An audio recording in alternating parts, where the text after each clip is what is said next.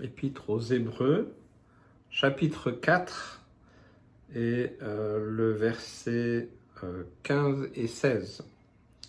Car nous n'avons pas un souverain sacrificateur qui ne puisse compatir à nos faiblesses. Au contraire, il a été tenté comme nous en toutes choses, sans commettre de péché. Approchons-nous donc avec assurance du trône de la grâce, afin d'obtenir miséricorde et de trouver grâce pour être secourus dans nos besoins.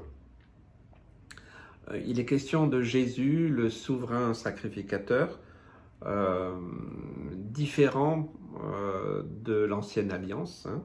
C'est ce que ce texte nous dit. Bien qu'il ait une ressemblance, par exemple, avec Melchisédek, hein, semblable, mais par rapport à cette alliance, celle que Jésus a introduite, elle subsiste éternellement, parce que par son sacrifice à la croix, eh bien, ça devient éternel, hein. Puisque son sacerdoce est éternel, eh bien, alors nous avons aussi une assurance, une certitude, quelque part un contentement ou quelque chose qui nous rassure que nous pouvons toujours, eh bien, aller au trône de la grâce. Il compatit à nos faiblesses. Voilà. Parce que du temps de l'ancienne alliance, par exemple, quand le souverain sacrificateur rentrait une fois par an dans le temple, et puis qu'il allait devoir aller faire le service dans le lieu très saint, eh bien, il y avait tout un cérémoniel. On empêchait le sacrificateur de dormir, de peur qu'il n'ait un rêve impur ou autre. Il devait s'abstenir de beaucoup de choses. Il y avait tout autour de cet événement une recherche, une quête de pureté, de sainteté, parce qu'il savait très bien qu'il n'y a rien d'impur qui pourrait rentrer dans le lieu très saint, dans cet endroit de la présence de Dieu. On attachait même une corde à la cheville du souverain sacrificateur. Pourquoi ? Parce que, eh bien, il est arrivé que certains rentrent et ne soient pas trouvés purs. Ils étaient faibles, ils étaient sales, ils étaient dans... Voilà, il y avait des choses qui n'allaient pas et ils n'ont pas subsisté dans la présence de Dieu, donc ils sont tombés morts. Et donc, comme il ne fallait pas rentrer dans le lieu très saint, eh bien, on les tirait. On tirait leur corps. C'est assez impressionnant, hein ? Mais par le sacrifice de Jésus, par son œuvre à la croix, il est venu dans un corps d'homme. Il a aussi vu aussi quelles sont les faiblesses de l'être humain. Il a été tenté comme nous en toutes choses. La différence, c'est que lui, il n'a pas commis de péché. Nous avons été tentés de différentes manières dans nos vies, mais nous avons commis tel ou tel péché. Il faut bien comprendre ça. Nous ne sommes pas Jésus. Mais puisque Jésus, lui, il est venu dans la chair et qu'il a vaincu, dompté le péché, il a été tenté. Donc la tentation n'est pas le péché, c'est quand nous succombons que nous péchons. Donc si vous avez des pensées mauvaises qui viennent et tout ça, c'est pas péché. À partir du moment où vous laissez ces pensées, bien sûr, commettre soit d'autres pensées beaucoup plus claires cette fois-ci, là, oui, vous laissez le péché agir, ou alors qui vont vous conduire à des actes, mais juste, voilà, une tentation qui peut venir comme ça d'un coup, c'est pas le péché, ça. Mais souvent on dit, c'est le deuxième regard qui conduit au péché. Nous passons tous sur Internet ou partout, il y a des des hommes et des femmes à moitié nus. Enfin, il y a beaucoup de suggestions impures, sexuelles. Il faut être très clair dans notre monde. Bien, si vous passez juste là, tac, bon, vous voyez, ok, vous allez passer à autre chose. Le fait de l'avoir vu, c'est pas un péché. Par contre, si vous revenez sur l'image et que vous regardez une deuxième fois, là, il se passe quelque chose, vous voyez. Donc, ça, c'est important. Jésus, lui, n'a commis aucun péché. Jamais. Et ça doit être important que vous le sachiez. Peut-être que vous le rappeliez. Jésus a été tenté comme moi, mais lui, il n'a pas péché. Il n'y a pas eu de deuxième regard, il n'y a pas eu de pensée, il n'y a pas eu d'actes qui ont fait qu'il a succombé à ses sollicitations, à la tentation. Vous voyez? Vous êtes un être humain, vous devez comprendre ça. Parce que si vous croyez que vous n'avez jamais succombé, vous croyez au-dessus de tout, et là, je pense que vous êtes dans l'erreur. Nous avons tous succombé à un moment ou à un autre. Plus ou moins, bien entendu, heureusement. Mais voilà, le diable va agir différemment suivant les personnes. Il y a le défaut dans la cuirasse. Je dis souvent ça. Hein, voilà, on prend l'armure d'Éphésiens 6.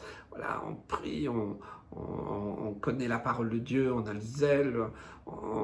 Voilà, on prend toutes ces armes, offensives, défensives. Mais il y a le petit défaut dans la cuirasse. Comme ce soldat qui a tiré soi-disant au hasard, mais le hasard n'existe pas. Il est venu juste se loger dans le défaut de la cuirasse. Le diable agit exactement de la même manière pour nous. Il va venir dans peut-être un endroit où on est un peu plus faible. Voilà. Est-ce que tu connais les faiblesses? Quand Dieu m'a appelé à son service, il m'a dit, voilà, Christian, tu dois faire attention à ça, ça, ça, ça principalement. Ça peut être tes défauts dans la cuirasse. Donc Dieu m'a identifié très clairement. Ça ne veut pas dire que j'ai tout fait bien, non. Mais je le sais, je ne peux pas dire que je ne le sais pas. On a besoin peut-être de prier pour dire, Seigneur, c'est quoi mon défaut dans ma cuirasse? À quel endroit le diable va essayer de venir me piéger? Il va pas venir dans des endroits où vous êtes fort spirituellement, où les choses sont réglées, où voilà, vous avez été délivré, tout ça. Il va pas venir là. Hein. Il va venir à l'endroit où vous êtes faible, où il y a une petite ouverture, où voilà, une petite pensée qui fait que ça donne accès. C'est comme ça qu'il agit. Donc nous devons, en tant qu'enfants de Dieu, spirituels, disciples de Jésus, devons connaître les défauts dans notre cuirasse. Devons savoir où le diable va attaquer. On n'aurait pas « Ah, je suis attaqué, je ne comprends pas, ceci et cela. » Oui, dans quel domaine?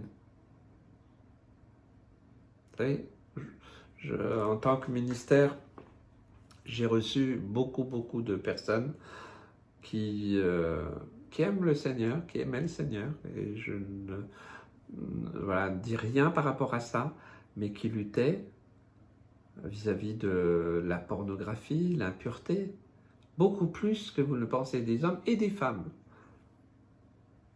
C'était le défaut, parce que c'est une arme favorite du diable, hein, voilà, de salir, de venir ternir la pureté. Vous voyez, la parole de Dieu nous conduit, et Jésus nous conduit à la pureté, à la sainteté. Et le diable, lui, nous conduit à l'impureté, à la saleté. Vous voyez, il y a ce parallèle, il y a cette lutte entre notre chair et notre esprit. Notre chair qui veut consommer de l'impureté, qui veut consommer des choses que Dieu n'aime pas. Donc, si on ne le sait pas, on est là, puis on subit, puis on ne comprend pas, on ne comprend rien. Donc, comme Jésus est venu accomplir cette œuvre puissante à la croix, le voile du temple s'est déchiré.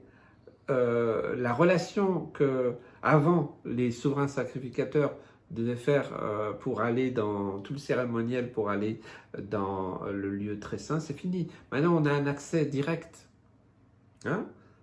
par Jésus. Donc, le texte, verset 16, nous dit, alors, tu peux t'approcher, on peut s'approcher. On peut s'approcher du trône où siège Dieu, où est Jésus-Christ, et d'implorer sa grâce, d'implorer sa miséricorde, de trouver la grâce. Vous savez, moi je vis dans la grâce. J'avais lu un livre qui s'appelle « Naviguer dans la grâce ». C'est formidable d'être dans la grâce. Je ne suis pas meilleur que vous. Je ne suis pas supérieur à vous. Je me sens tellement faible, bien souvent. Je me sens tellement petit. Et moi aussi, j'ai aussi des attaques. J'ai aussi des luttes, parfois. Oui, ça m'arrive. Mais je sais une chose, c'est que la grâce de Dieu, son amour, sa miséricorde, sont tellement grands, sont tellement puissants, qui m'attirent toujours, qui me ramènent et qui me permettent de me rapprocher de mon Sauveur, d'être délivré de toutes ces choses qui viennent pour être secouru dans nos besoins. De quoi as-tu besoin, mon frère, ma sœur? C'est quoi ton besoin? C'est quoi ta faiblesse? C'est quoi qui fait que tu n'es pas si bien que ça dans ta vie chrétienne? Que tu t'épanouis pas, non, tu considères que tu n'es pas heureux, tu n'es pas épanoui. C'est quoi tes besoins? Peut-être que tu as encore l'image de ce voile, de cette séparation. Tu n'oses pas aller dans le lieu très saint.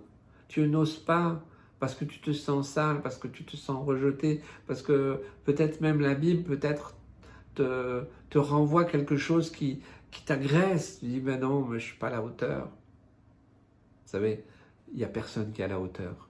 Je me sens si faible, parfois indigne. Mais Jésus l'a fait pour nous. Et son sacrifice, on ne doit pas le galvauder, on ne doit pas le diminuer, on ne doit pas le réduire. Donc quand nous venons vers Christ, quand nous nous approchons de lui, pour obtenir miséricorde, grâce, pour avoir le secours dans nos besoins, il aime ça. C'est l'attitude du disciple qu'il aime. Pas de celui arrogant, orgueilleux qui croit « Non, non, mais moi j'ai pas besoin, non, mais moi je lutte, moi je suis vraiment costaud. » Quelle ironie! Vous savez, même les plus grands, ceux qu'on considère comme étant les plus grands hommes, femmes de la Bible, voilà, les héros de la foi, même tous ceux qui nous ont précédés dans l'histoire de l'Église, nous idéalisons beaucoup ces personnes. C'était des hommes de la même nature que nous, des hommes et des femmes de la même nature que nous. Ils avaient aussi des luttes, des combats, des défauts aussi dans leur cuirasse dans certains domaines. Il ne faut pas croire. Hein. Si vous avez l'occasion de parler à ces gens-là et qu'ils ont suffisamment d'humilité et de simplicité, ils vont le dire, ils vont dire, mais moi aussi j'ai eu des luttes et j'ai encore des luttes. Et que parce que j'ai compris que le voile avait été coupé, que je peux vraiment venir tout près dans la présence de Dieu, trouver sa grâce, sa miséricorde, trouver le secours dans mes besoins, que finalement c'est devenu un principe biblique. C'est le diable qui te fait croire que tu es trop indigne, tu es trop sale, que tu es trop ceci, pas assez cela, pour t'empêcher d'aller dans la présence de Dieu. C'est une manœuvre. J'aimerais vraiment que tu te ressaisisses, mon frère, ma sœur. Ou soit, il y a des choses à régler. Soit, demander pardon, se repentir. Ok, ça, tu connais le processus. Voilà. Mais ne laisse pas le diable t'éloigner de la présence de Dieu, du trône de la grâce. Ne laisse pas le diable continuer à ça. Et tu peux venir épancher ton cœur. Combien de fois, moi, je le fais? Seigneur, oh, merci pour tant de grâce, tant de miséricorde. Seigneur, je ne le mérite pas. Je ne suis rien, je ne peux rien, je ne mérite rien. Tout est grâce. Alors, ta vie spirituelle prend un autre chemin, une autre dimension. Tu n'es pas là en train de jouer au dur, à qui sait tout, qui peut combattre tout. Non. Alors, tu es un être humain, limité par ce corps, mais aussi conscient des luttes, des combats, de la tentation, de tout ce qui vient là pour essayer d'attaquer ta foi. Et alors, eh bien, il n'y a plus rien qui te retient de retourner vers le trône de la grâce, à genoux prosternés. Seigneur, je viens tel que je suis, sans rien à moi, j'aime ce chant. Seigneur, je viens vers toi. Reviens vers lui. Reviens. Le voile a été coupé, c'est fini. Pourquoi tu restes derrière? Pourquoi tu subis? Pourquoi tu continues à te lamenter? Le Seigneur te parle aujourd'hui, que Dieu te bénisse.